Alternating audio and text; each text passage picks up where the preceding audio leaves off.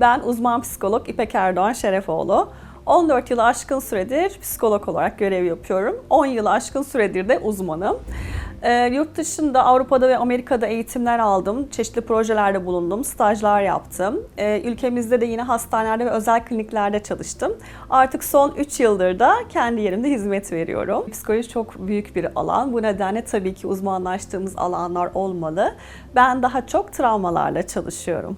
Travmatik olaylar beklenmedik anda ortaya çıkan ve kişinin baş edebilme becerisinin üstünde bir etki yaratan, özellikle yoğun korku, dehşet ve çaresizlik duyguları içeren olaylar ve etkileridir. Travmatik olaylar kişinin vücut bütünlüğüne, yaşamına ya da sevdiği birinin hayatına ciddi tehlike içeren olaylardır. Dolayısıyla çok çeşitlidir travmatik olaylar. Doğal afetler, savaşlar, kazalar, şiddete maruz kalma, taciz, birinin kaybı, ani gelişen ölümler, bunun dışında ciddi operasyonlar, hastalıklar, birinden ayrılma, ihanete uğrama gibi örnekler verebiliriz. Travmada öncelikle birebir yaşamak gerekmiyor aslında. Bu olaylara tanık olmak da yine aynı etkilere yol açabilir. Travmatik olaylar çok çeşitli olduğu için tabii ki her birimizin başına gelme olasılığı çok yüksek. Ama herkes aynı derecede etkilenmiyor ya da aynı belirtileri sergilemiyor.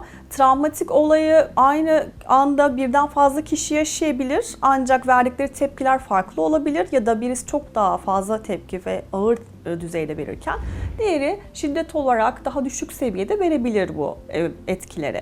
Ne gibi belirtileri var peki travmanın? Ondan da bahsedeyim. Şimdi artan bir uyarılmışlık var.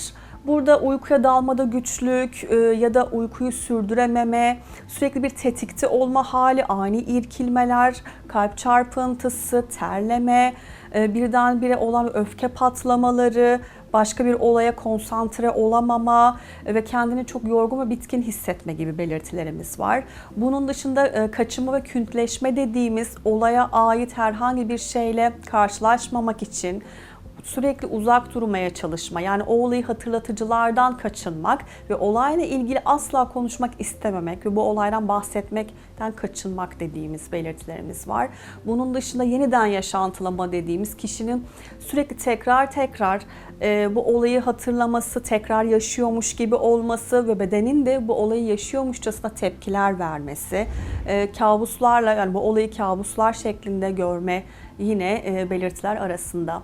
Ve bu belirtiler uzun sürdükçe de maalesef bu sefer de travma sonrası stres bozukluğu, depresyon, kaygı bozuklukları, obsesif kompulsif bozukluk, psikosomatik hastalıklar gibi psikolojik rahatsızlıklara da yol açabiliyor. Şimdi yaş aralığımız yok. Çocukluk döneminde de yaşanabiliyor. Hatta doğum travması dediğimiz bir şey de var. Dolayısıyla yaş aralığından bahsedemiyoruz. Bu olaylar yaşandıktan sonra geri dönüş nasıl olur?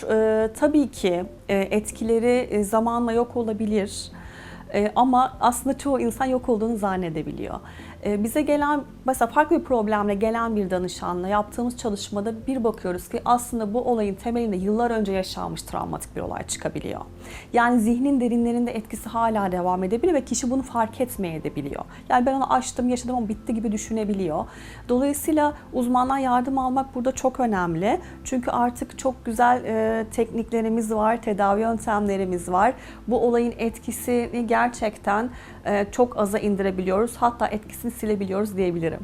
Şimdi psikolojik tedavilerin hepsi öyle.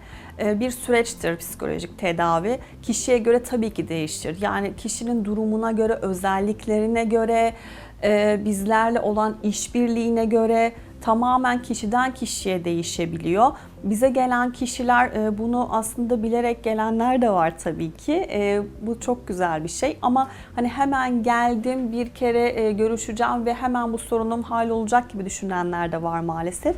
Ancak bu mümkün değil tabii ki. Psikolojik tedavi dediğimizde tamamen bu bir süreç.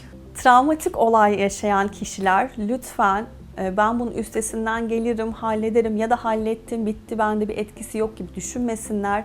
Mutlaka bir uzmandan destek alsınlar.